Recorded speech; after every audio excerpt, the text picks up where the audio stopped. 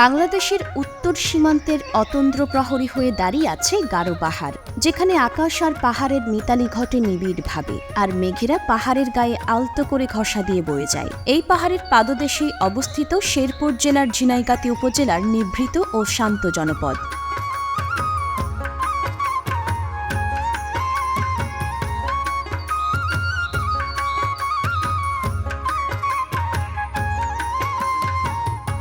গজনী অবকাশ পর্যটন কেন্দ্র এটি কেবল একটি ভ্রমণের জায়গা নয়, বরং পাহাড়ি অরণ্য, বন্যপ্রাণের আদি নিবাস আর বৈচিত্র্যময় পাহাড়ি সংস্কৃতির এক মিলনস্থল।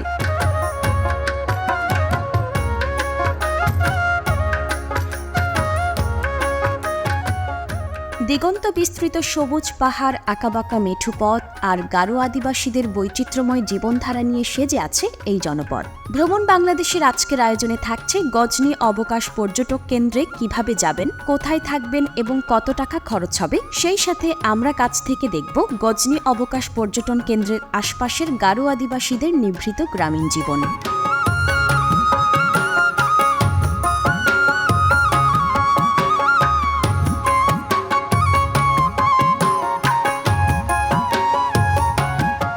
শেরপুর জেলা শহর থেকে প্রায় ৩০ কিলোমিটার দূরে ভারতের মেঘালয় রাজ্যের সীমান্ত ঘেঁষে এই পর্যটন কেন্দ্রের অবস্থান। যতদূর চোখ যায় কেবল ছোট বড় টিলা আর পাহাড়ের ঢেউ। এই পাহাড়গুলো মূলত শাল, গজারি আর নিবিড় অরণ্যে ঢাকা।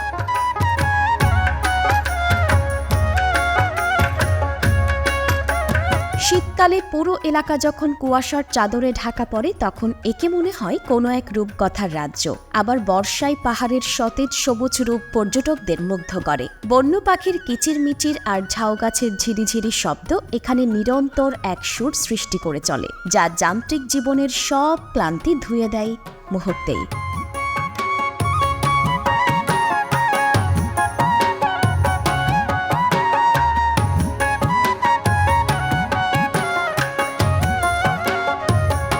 গজনী অবকাশ কেন্দ্রটি সাজানো হয়েছে আধুনিক বিনোদনের সকল উপকরণ দিয়ে, তবে তা প্রকৃতির আদিম রূপকেই অক্ষুণ্ণ রেখেই। পর্যটকদের জন্য এখানে রয়েছে রোমাঞ্চকর সব অভিজ্ঞতা। বিশাল ওয়াচ টাওয়ার, মেঘালয়ের প্যানোরামিক ভিউ। পাহাড়ের সর্বোচ্চ চূড়ায় অবস্থিত এই টাওয়ারটি গজনীর প্রধান আকর্ষণ। এখান থেকে বাইনোকুলার ছাড়াই ভারতের মেঘালয় রাজ্যের আকাশছোঁয়া পাহাড়গুলো দেখা যায়। টাওয়ারের ওপর থেকে নিচে তাকালে মনে হয় এক বিশাল সবুজ কার্পেট বিছিয়ে রাখা হয়েছে। পাহাড়ের খাঁজে খাঁজে ছোট ছোট ঘরবাড়িগুলো তখন খেলনার মতো মনে হয়। মেঘ ও পাহাড়ের এমন মিতালি ওপর থেকে দেখা এক পরম পাওয়া।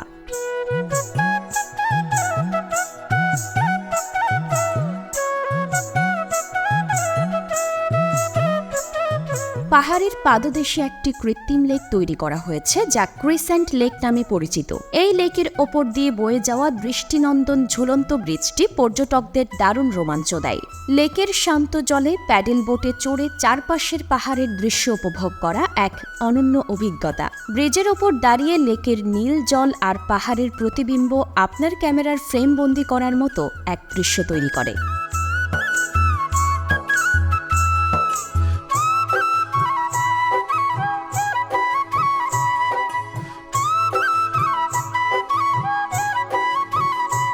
গজনীর অন্যতম নতুন এবং সবচেয়ে জনপ্রিয় আকর্ষণ হল কেবল কার।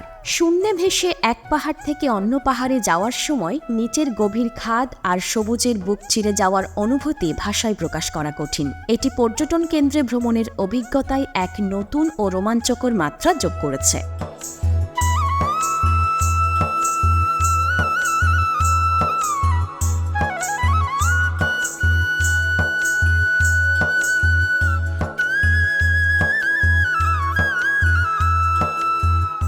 পাহাড়ের ভেতরে সুড়ঙ্গ কেটে তৈরি করা হয়েছে পাতালপুরি। ড্রাগন আর মৎস্যকন্যার চমৎকার সব ভাস্কর্য পেরিয়ে অন্ধকার সুড়ঙ্গ পথ দিয়ে হেঁটে যাওয়া শিশুদের পাশাপাশি বড়দের কাছেও অত্যন্ত আকর্ষণীয়। সুড়ঙ্গের ভেতরের শীতল এবং কিছুটা রহস্যময় পরিবেশ আপনাকে ক্ষণিকের জন্য ফ্যান্টাসি জগতের কথা মনে করিয়ে দেবে। যারা একটু অ্যাডভেঞ্চার পছন্দ করেন তাদের জন্য এটি দারুণ একটি স্পট। গজনীর আনাচে কানাচে ছড়িয়ে আছে লোকজ ঐতিহ্যের নানা নিদর্শন। এখানে রয়েছে গারো মা ও শিশু, মুক্তিযোদ্ধা, কাজী নজরুল ইসলাম, বিশালাকার ডাইনোসরের নজরকাড়া ভাস্কর্য।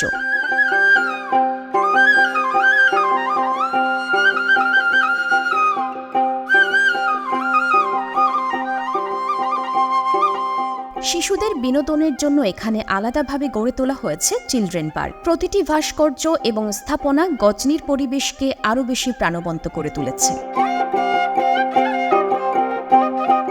গজনি অবকাশ কেন্দ্রের মূল পর্যটন এলাকা থেকে 1-2 কিলোমিটার ভেতরে গেলেই পাওয়া যাবে এক মায়াবী গ্রাম, যার নাম ছোট গজনি। এটি মূলত গারো আদিবাসীদের একটি শতাব্দী প্রাচীন জনপদ। এখানে সময় যেন থমকে দাঁড়িয়ে আছে। আধুনিকতার ছোঁয়া লাগলেও গ্রামের মানুষগুলো এখনও আঁকড়ে ধরে আছে তাদের আদিম সংস্কৃতি এবং সহজ সরল জীবনধারা।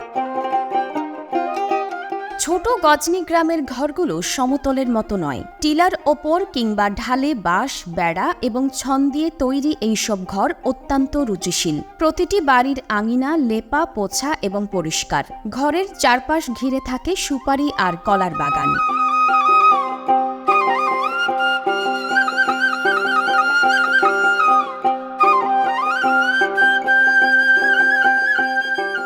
গারো নারীরা অত্যন্ত পরিশ্রমী। পাহাড়ের ঢালে ঢালে তারা আদা, হলুদ এবং বিশেষ এক ধরনের পাহাড়ি ধান চাষ করেন।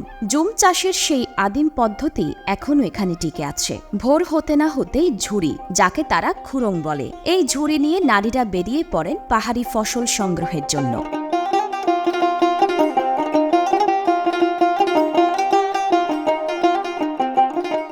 ছোট গজনির শিশুদের বড় হওয়াটা দেখার মতো। পাহাড়ি ঢালে তারা অবলীলায় দৌড়াদৌড়ি করে। তাদের চোখে মুখে যে সারল্য মাখানো থাকে তা শহরের কৃত্রিমতায় খুঁজে পাওয়া ভার। গারোদের প্রাণের উৎসব হল ওয়াঙ্গালা। নতুন ফসল কাটার পর তারা তাদের দেবতা মিশি সাজলংয়ের প্রতি কৃতজ্ঞতা প্রকাশ করে। এই সময় পুরো ছোট গজনি গ্রাম উৎসবে মেতে ওঠে। গারো নারীরা তাদের ঐতিহ্যবাহী পোশাক ডকমান্দা পরে গানের তালে তালে নাচতে থাকেন, আর পুরুষেরা মহিষের শিঙ্গার বাঁশি আর দীর্ঘ ঢোল বাজিয়ে এক আদিম আবহের সৃষ্টি করেন। এই উৎসবে তাদের হাতে তৈরি বিশেষ পানীয় চু পরিবেশন করা হয়। গজনির এই সাংস্কৃতিক বৈচিত্র্য এই অঞ্চলের বড় সম্পদ।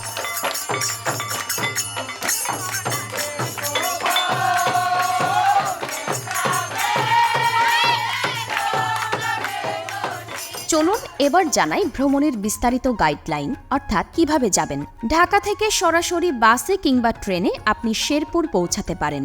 ঢাকার মহাখালী বাস টার্মিনাল থেকে ড্রিমল্যান্ড, এসালম কিংবা সোনার বাংলা পরিবহনের বাস নিয়মিত শেরপুরের উদ্দেশ্যে ছেড়ে যায়। ভাড়া জনপ্রতি 450 থেকে 600 টাকার মধ্যেই। সময় লাগে 5 থেকে 6 ঘন্টা। সরাসরি ট্রেন যোগাযোগ না থাকলেও ঢাকা থেকে জামালপুর কিংবা ময়মনসিংহ পর্যন্ত ট্রেনে আসা যায়। এরপর সেখান থেকে সিএনজি কিংবা বাসে করে শেরপুর শহরে পৌঁছাতে হয়। শেরপুর শহর থেকে গজনি অবকাশ কেন্দ্রের দূরত্ব প্রায় 30 কিলোমিটার। শহর থেকে সিএনজি রিজার্ভ করলে ভাড়া পড়বে 500 টাকা থেকে 700 টাকা পর্যন্ত।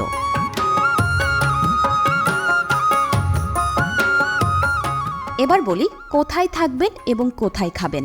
গারো পাহাড়ের আশেপাশে রাত কাটাতে চাইলে জেলা পরিষদের ডাকবাংলোর জন্য আগে থেকেই যোগাযোগ করতে হবে। এছাড়াও গারো পাহাড়ের মাঝে বলরানী রিসোর্টেও থাকতে পারবেন। তবে অধিকাংশ পর্যটক শেরপুর শহরে ফিরে আসতে পছন্দ করে। শহরে হোটেল হীরা, হোটেল সম্পদ কিংবা গ্রিন ইনের মতো বেশ কিছু মানসম্মত আবাসিক হোটেলও রয়েছে। রুম ভাড়া 800 টাকা থেকে 2000 টাকার মধ্যেই। গজনি অবকাশ কেন্দ্রের ভেতরেই ছোট ছোট অনেক খাবারের দোকান আছে। সেখানে মুরগি আর দেশি খাবারের স্বাদ নিতে পারেন। এবার বলি ভ্রমণ খরচ এবং সতর্কতা। জনপ্রতি 2000 থেকে 3000 টাকার বাজেট থাকলে 2 দিনের একটি দারুণ ট্যুর সম্ভব। যাতায়াত এবং খাবার খরচের বাইরে এন্ট্রি ফি এবং রাইডগুলোর জন্য কিছু টাকা আলাদা রাখা ভালো। পাহাড়ি পথে ভ্রমণের সময় জোক কিংবা বনপোকা থেকে সাবধানে থাকা জরুরি। এছাড়া আদিবাসী এলাকায় ঘোরার সময় তাদের ব্যক্তিগত গোপনীয়তা এবং সংস্কৃতির প্রতি পূর্ণ সম্মান প্রদর্শন করা উচিত। গজনি অবকাশ পর্যটন কেন্দ্র আমাদের দেশের প্রাকৃতিক ও সাংস্কৃতিক বৈচিত্র্যের এক অনন্য দলিল। গারো পাহাড়ের সতেজ হাওয়া আর ছোট গজনির মানুষের সহজ জীবনবোধ আমাদের শেখায় কিভাবে প্রকৃতির সাথে মিলেমিশে বেঁচে থাকা যায়। আপনি যদি শহরি কোলাহল থেকে দূরে কোথাও হারিয়ে যেতে চান, তবে এক জোড়া আরামদায়ক জুতো আর মন ভরা সতেজতা নিয়ে বেরিয়ে পড়ুন গজনির উদ্দেশ্যে। প্রকৃতিকে আগলে রাখুন, যেখানে সেখানে ময়লা ফেলবেন না। আপনার ভ্রমণ হোক নিরাপদ ও আনন্দদায়ক। প্রামাণ্যচিত্রটি দেখার জন্য আপনাকে অসংখ্য ধন্যবাদ। পরবর্তী পর্বে আমরা অন্য কোনো গন্তব্য নিয়ে হাজির হব ভ্রমণ বাংলাদেশে। ভালো থাকবেন, সুস্থ থাকবেন এই কামনায়। আল্লাহ হাফেজ।